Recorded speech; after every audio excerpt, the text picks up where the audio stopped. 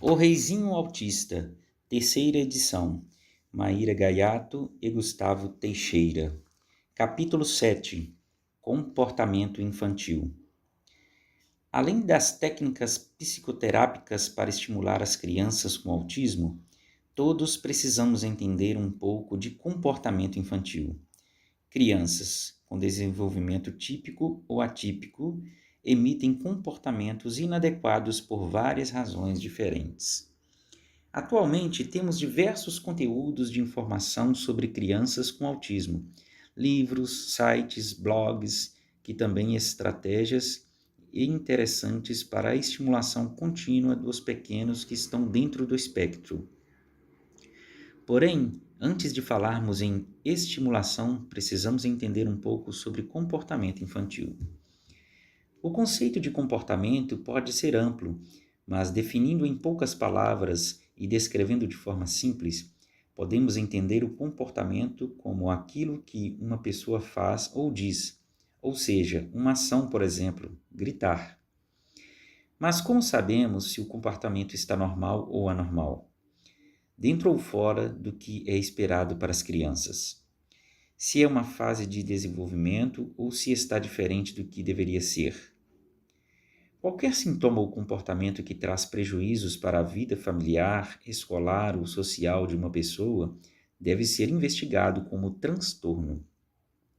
Se traz consequências ou efeitos negativos, tais como afastar amigos, desestimular os professores a ensinar, estresse em casa com os pais e irmãos, pode e deve ser cuidado. Muitas vezes, a criança faz algo sem querer e com o retorno que recebem do ambiente, selecionam esse comportamento como algo bom e legal. Vemos no shopping, por exemplo, muitas crianças chorando e se jogando no chão quando os pais se compraram um determinado brinquedo. Quando a criança fica triste, é normal chorar. Essa é uma reação esperada quando estamos tristes. Mas se ao fazer isso os pais ficam envergonhados e cedem em dar o brinquedo, a criança pode associar que esse comportamento foi bom para ela. Nas próximas vezes poderá fazê-lo intencionalmente. Chorar, por exemplo, é um comportamento normal, que todos emitimos desde que nascemos. Os bebês choram para se comunicar, para expressar sentimentos, fome, dor, frustração. Com o passar dos meses, outras formas de comunicação começam a entrar no lugar do choro. Por volta de 6 meses de idade, os bebês aprendem a trocar balbúcios, começar a apontar na direção do que desejam e refinam estratégias de interação. Com 1 ano de idade, já falam palavrinhas isoladas, principalmente para expressar o que querem. O desenvolvimento nas crianças com autismo não ocorre assim. Há atraso na comunicação social, o que faz parte do critério diagnóstico do TEA. Com isso, o choro pode ocupar um lugar que seria da linguagem. Alguns bebês com autismo extrapolam o padrão típico de choro. Podem chorar por horas sem nada que os console. Como têm dificuldade em se expressar de outra maneira, a tendência é de ficarem mais frustrados e entrarem em um estado de desregulação emocional e sensorial. Com isso, as pessoas em volta terão ainda mais dificuldade de entender o que eles querem e assim entrar em um ciclo de frustração inconsolável. Depois de algum tempo, a própria criança não sabe mais o que quer ou o que fazer para se acalmar. Felipe chorava desesperadamente todas as noites. Dormia por poucas horas seguidas, somente 2 ou 3, e acordava chorando muito. Nada do que os pais fizessem servia para acalmá-lo. Eles tentaram tudo. Técnicas aprendidas em livros para o bebê dormir, levá-lo para andar de carro no meio da madrugada para tentar embalar o sono. O pai era conhecido na garagem do prédio por fazer isso todas as noites. Em casa, o clima era sempre tenso.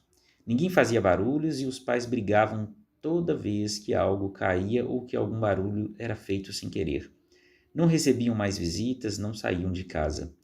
Viviam em função de minimizar as possibilidades de desorganizar o filho e tornar os dias e as noites ainda mais difíceis. Todas as noites foram assim até os 2 anos de idade, quando os pais descobriram o diagnóstico e buscaram recursos comportamentais e medicamento para organizar a criança. A criança desenvolve vários comportamentos, e esse repertório se amplia à medida que ela vai crescendo, por exemplo. Começa a se rastejar pelo chão, engatinhar, ficar em pé apoiada nos móveis da casa, dar alguns passos curtos e desajeitados, até começar a andar sozinha. São aproximações sucessivas a comportamentos-alvo finais. Com comportamentos indesejados, isso ocorre da mesma maneira. São pequenas ações e consequências que se somam, e quando percebemos, eles já estão muito intensos. É importante saber técnicas e ter a prática do manejo desses comportamentos, que costumam ser ainda mais acentuados em crianças com autismo. Existem diversos tratamentos baseados em terapias comportamentais ou cognitivo-comportamentais, que podem ajudar a lidar com esses comportamentos que saem do padrão regular. Por que tratar comportamentos inadequados? As maiores queixas dos pais são sobre a intensidade e a frequência com que os comportamentos inadequados nas crianças com autismo, tais como a birra, acontecem. Atinge a todos em maior ou menor grau. Há maior índice de divórcio e de estresse conjugal em pais de crianças com autismo quando comparados a pais de crianças com outros transtornos ou com desenvolvimento típico. Responder o que fazer não é tão simples, pois envolve um conjunto de estratégias e análises.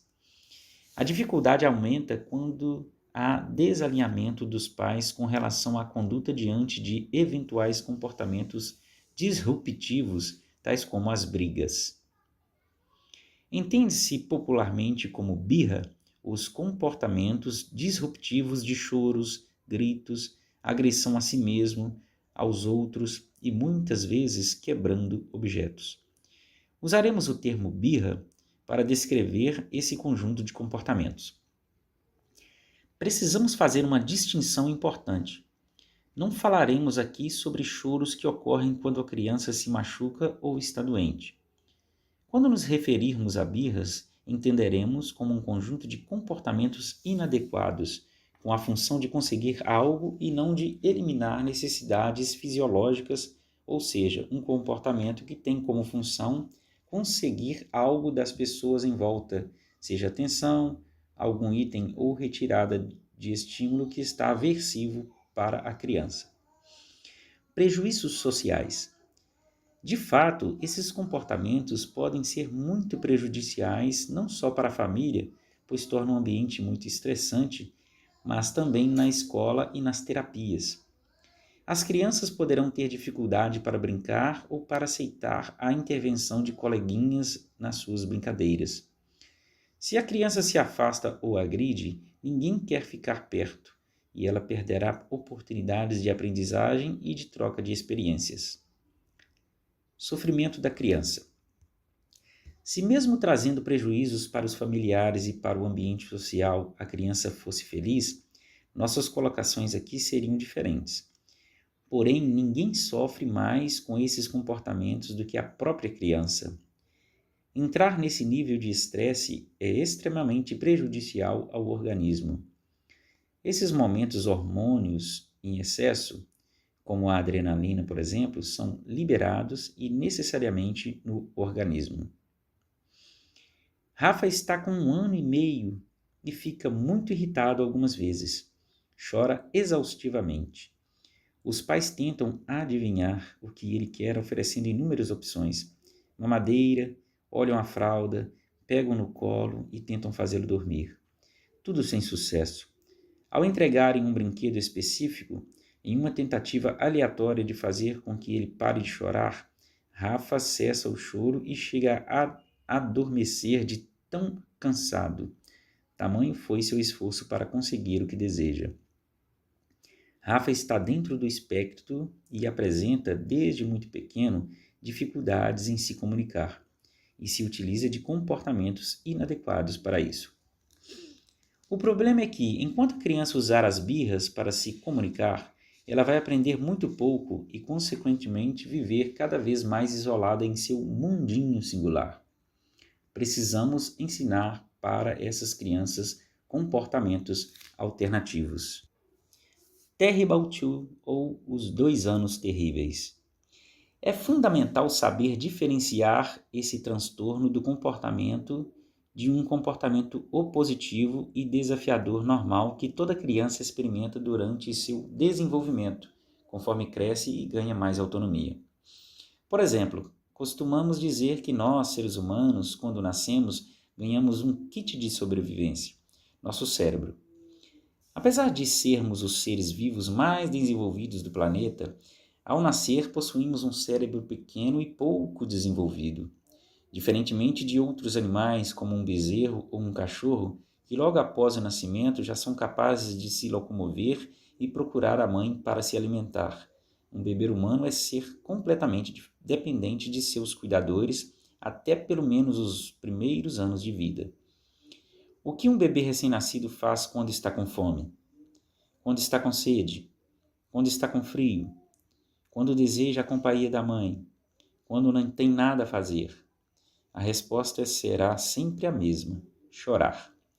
Na verdade, a natureza, muito sábia, nos equipou com esse kit básico de sobrevivência capaz de despertar a atenção da mãe sempre que necessário e que proporcionou a perpetuação da espécie nos últimos 200 mil anos.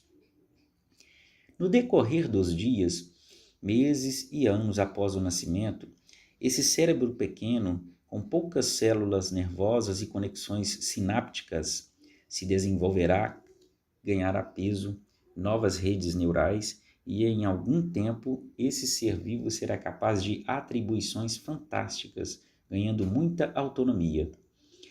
Nesse momento de desenvolvimento, muitos pais costumam relatar comportamentos de oposição de seus filhos, fato amplamente observado em outras culturas, como a norte-americana, que caracteristicamente chama essa fase de desenvolvimento de Terrible Two, ou Os 2 Anos Terríveis, como descrevem alguns autores. Vamos a um exemplo que ilustra essa questão. Um bebê de colo, quando acompanha sua mãe ao supermercado e esta deseja buscar um extrato de tomate ou um frasco de maionese, o bebê, por razões óbvias, obrigatoriamente a acompanha. 1 ou 2 anos mais tarde, a mesma mãe pode encontrar dificuldades ao adentrar o supermercado com seu filho. Ora, caso o filho não deseje acompanhá-la a determinada área do estabelecimento, ele andará em outra direção, por exemplo, ou dirá: "Não!" Eis, por sinal, a primeira palavra que muitas crianças aprendem a dizer, algo absolutamente normal, é preciso frisar. Dessa forma, é muito importante que pais responsáveis e educadores saibam diferenciar esse comportamento opositivo normal que toda criança vivencia durante seu desenvolvimento à medida que ganha mais e mais autonomia. Como fazer no dia a dia? Fomos criados de forma a não considerar as atitudes adequadas, porque são obrigação, e a dar muita atenção para a criança em comportamentos inadequados. Por mais que discordemos da educação que recebemos, essas mensagens ficam implícitas na nossa memória e tendemos a reproduzir o padrão, mesmo quando não concordamos com ele. Paramos tudo o que estamos fazendo para dar uma bronca, mas não fazemos o mesmo para elogiar ou para dar atenção quando a criança está brincando adequadamente. Ficamos felizes por isso e a deixamos lá. A primeira coisa a aprender será fazer uma análise dos nossos comportamentos e dos comportamentos das crianças. Como estamos reagindo nesses momentos? O que fazemos antes e depois que um comportamento disruptivo ocorre? A teoria que envolve esse raciocínio é baseada na teoria de Snyker, de análise de comportamento aplicada. Análise funcional do comportamento. Inicialmente, precisamos entender qual é a função do comportamento. O que isso significa? Função nada mais é do que o objetivo que a criança tem com aquela ação. Em crianças com autismo, A limitação da linguagem e a dificuldade na compreensão das sutilezas sociais de sentimentos ou intenções fazem com que tenham maior dificuldade em expressar e explicar o que querem ou precisam. Muitas vezes fazem isso por meio de comportamentos. Por exemplo, um comportamento de bater em si ou em outra pessoa parece agressivo, mas comumente a criança com autismo não tem como objetivo agredir, querer causar dor ou machucar. Bater pode ter sido uma forma inadequada de dizer que não está gostando do que aquela pessoa está fazendo, ou simplesmente um não. Dudu tem 3 anos e sempre que não quer mais comer, morde o dorso da mão. A mãe de Dudu se preocupa muito com esse comportamento do filho, mas sempre que Dudu emite esse comportamento, ela imediatamente o tira da cadeirinha e o coloca no chão. Dessa forma, a criança aprendeu que morder o dorso da mão é uma maneira de dizer não quero mais comer, já que sempre que faz isso obtém aquilo que deseja, sair da cadeirinha. Devemos ter muito cuidado para entender, pois podemos punir a criança e piorar a situação. Assim, não estamos ensinando a ela qual a forma correta a fazer naquela situação. Para ajudar a entender os comportamentos, temos 3 regrinhas. Analisar o antecedente. O que aconteceu com a criança imediatamente antes de o comportamento inadequado acontecer? Quais foram os gatilhos que desencadearam a reação? Identificar o comportamento. Qual foi a resposta ou o comportamento emitida pela criança em decorrência do estímulo antecedente? Identificar o que aconteceu depois. Quais as consequências que o comportamento gerou? Possíveis consequências que aumentam a frequência do comportamento. Reforço positivo. Uma pessoa dá atenção ou entrega um brinquedo quando a criança emite um comportamento inadequado, com o objetivo de acalmá-la. Reforço negativo. Uma pessoa para de exigir algo da criança, deixa-a sair de uma tarefa.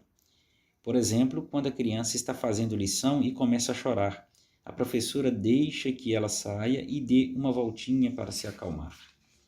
Reforço automático. A criança faz algo para satisfazer as próprias necessidades, comportamentos estereotipados ou que tragam alguma satisfação sensorial. Rogério tinha 5 anos quando chegou ao consultório com uma roupa de contenção para os braços e um capacete para impedi-lo de machucar a cabeça. Todos os dias, na hora do banho, ele batia a cabeça nos vidros e na parede e com isso conseguia fugir do banho. Os pais já não sabiam mais o que fazer. Quanto mais insistiam, mais o garoto se batia. Quando perguntamos sobre o início desses comportamentos, os pais relataram que o filho nunca gostou de tomar banho. Alteração sensorial, recebia os pingos da água de forma aversiva. Após o tratamento, conseguiu se recuperar. Todos os dias, Rogério chorava e gritava para ir ao banheiro se lavar. Uma vez, porém, se jogou no chão de tanto chorar e, enquanto se debatia, bateu a cabeça sem querer na parede. A mãe estava junto e interrompeu o procedimento do banho para acariciá-lo e o acalmou no colo. A partir desse dia, Rogério passou a bater intencionalmente a cabeça na hora do banho para que as pessoas cedessem à sua vontade. Vimos nesse caso um exemplo clássico de aprendizagem inadequada. A criança entendeu que batendo a cabeça conseguia a atenção da mãe e ainda se livrava do banho, que era muito aversivo para ele. Selecionou-se, assim, um comportamento inadequado que ainda trazia riscos para sua integridade física. É muito difícil solucionar esse problema. Nesse caso, foi necessária a introdução de especialistas na casa para reverter a situação. A intenção aqui, porém, é exemplificar como podemos observar no dia a dia as pequenas coisas que fazemos que podem selecionar comportamentos inadequados aparentemente inúteis para a criança, mas que podem colocá-la em risco, como no caso descrito anteriormente. A prioridade é sempre proteger a criança dos riscos de se machucar. Nos próximos capítulos, falaremos das possibilidades das estratégias existentes para prevenir comportamentos indesejados por meio de tratamentos e de técnicas comportamentais.